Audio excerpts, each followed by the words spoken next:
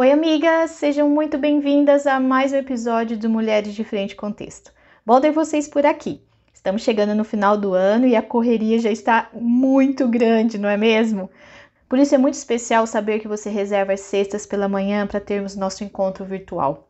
É muito legal caminhar junto com vocês. Hoje eu gostaria de ler um livro que a gente já conhece por aqui, mas ele é muito rico e vale muito a pena a gente revisitar ele várias vezes. Aconselhamento para Mulheres, um guia bíblico e prático, editora Nutra. Capítulo 10. Culpa. Jennifer sentou-se confortavelmente em uma linda cadeira italiana de couro no consultório de sua terapeuta.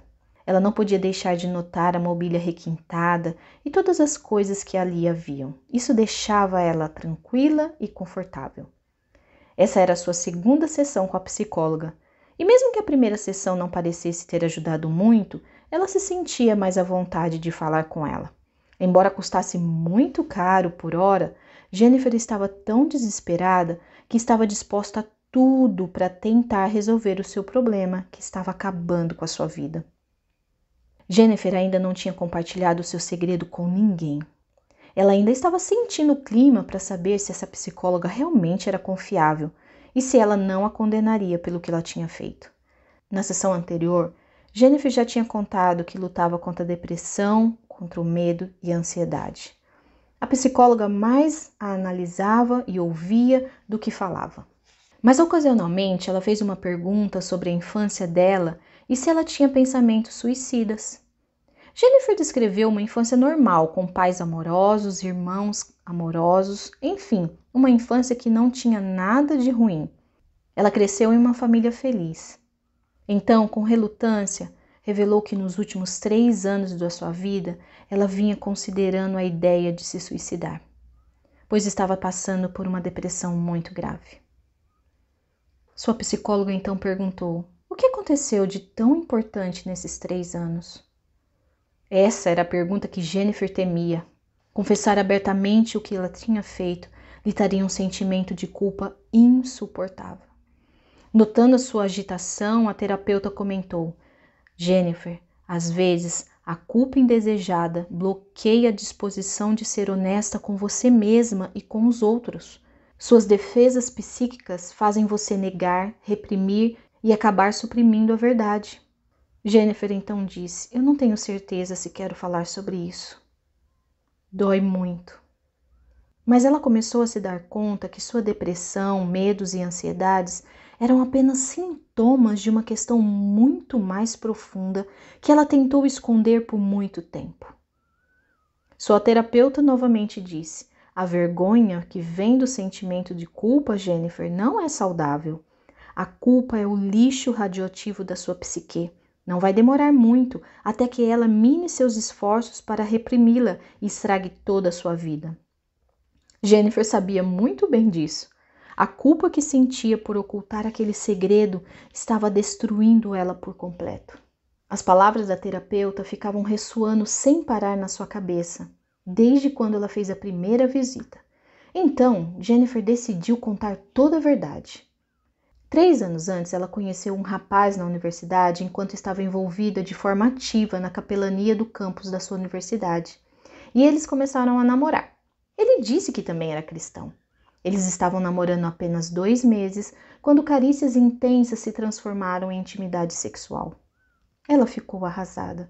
Decidiu então terminar o namoro.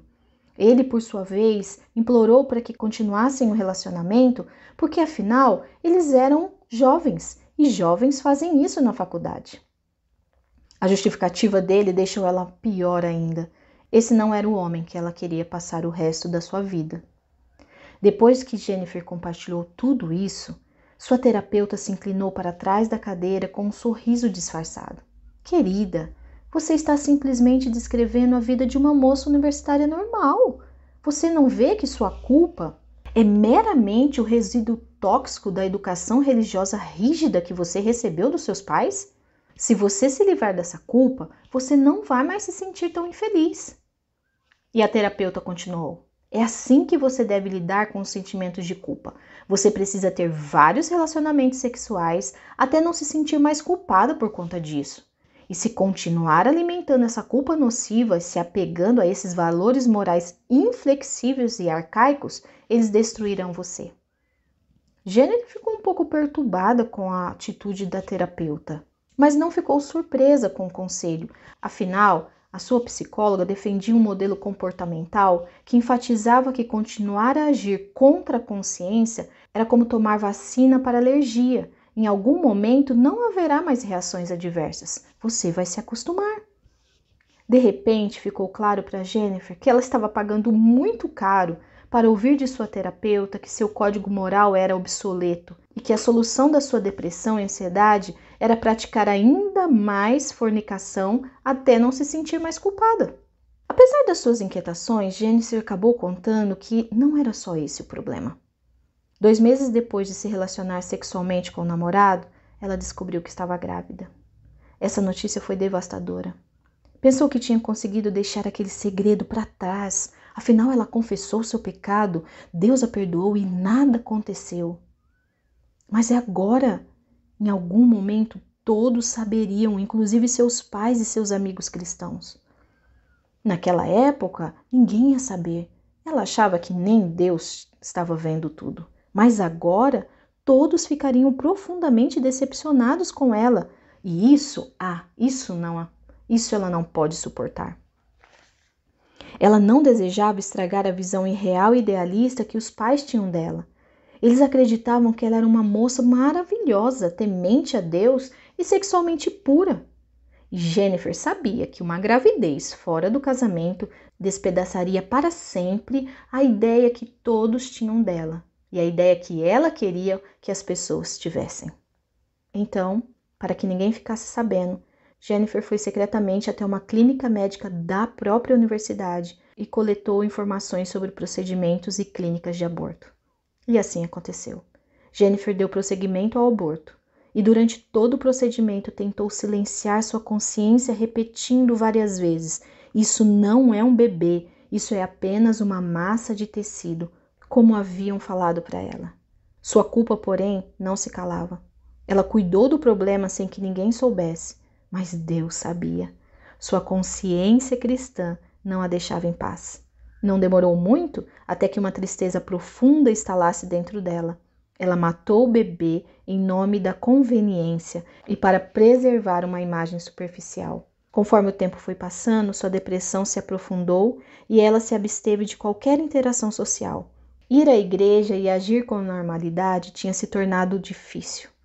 Além de fazê-la pensar que ela era uma vergonha, sua consciência a acusava toda vez que se sentava para ouvir alguma pregação bíblica. Ela assassinou o bebê que estava no seu ventre. Ela não parava de pensar sobre isso. A terapeuta de Jennifer decidiu que já tinha ouvido bastante. Inclinando-se para a frente da cadeira, olhou nos olhos de Jennifer e informou que o problema dela era a culpa. Esse é seu único problema, Jennifer. Na verdade, a culpa é sua inimiga. Enquanto você permitir que a culpa atormente seus pensamentos, você nunca vai ter paz. Finalmente, a terapeuta insistiu para que Jennifer se enxergasse como vítima de um conjunto de falsos valores religiosos e sociais. Esses valores, Jennifer, limitam e oprimem as mulheres. Você precisa ser livre para tomar suas próprias decisões sobre o seu corpo, sobre a sua vida, sem que isso faça você se sentir culpada. Você precisa seguir em frente e recomeçar a sua vida.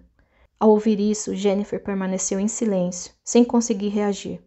De acordo com sua terapeuta, todos os valores morais que aprendeu com a família e com a igreja deveriam ser reprimidos, negados e rejeitados. Não há dúvida que ela precisava de ajuda, mas será que esse era o tipo de ajuda que ela precisava? A culpa será que era realmente sua inimiga? Será que ela era vítima de tudo isso? Naquele dia ela saiu do consultório mais confusa do que entrou. Há meses Jennifer não ia à igreja, ela não conseguia, mas naquele domingo ela estava na igreja. A forma amável como a receberam foi animadora, mas ela sabia que as pessoas não sabiam do seu segredo. Ela estava receosa ao entrar no auditório principal, mas os hinos cantados naquela noite trouxeram lembranças gostosas do seu tempo de criança, de um tempo que ela já havia esquecido. E de modo providencial, a mensagem do pastor daquela noite foi sobre o Salmo 51. no qual o rei Davi admite sua culpa depois de ter cometido adultério com Betseba e, na sequência, tramar o assassinato de Urias, o marido dela. Jennifer ficou fascinada com tudo que estava sendo dito.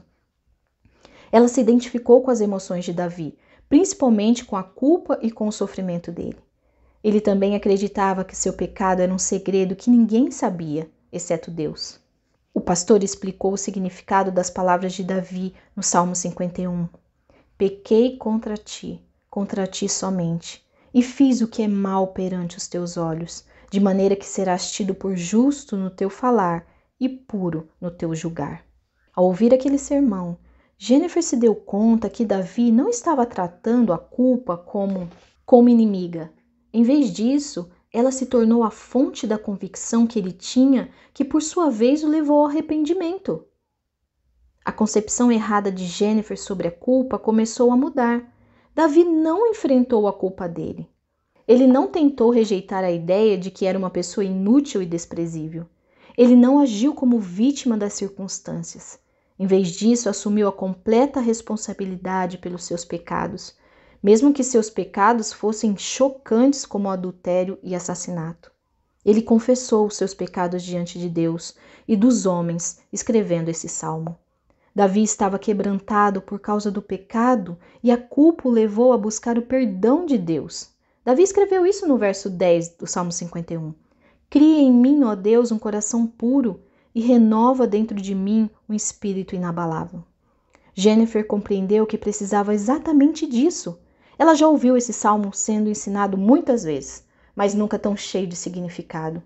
Seus pecados eram como o de Davi. Ela cometeu um pecado sexual e um assassinato. Matou o bebê que estava esperando.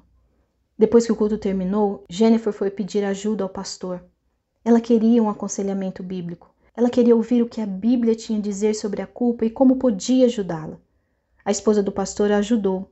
No seu primeiro encontro, ela ouviu tudo o que Jennifer tinha para falar.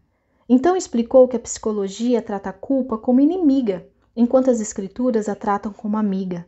A culpa é muito parecida com um detector de fumaça. Quando ele dispara, você não quebra com o martelo.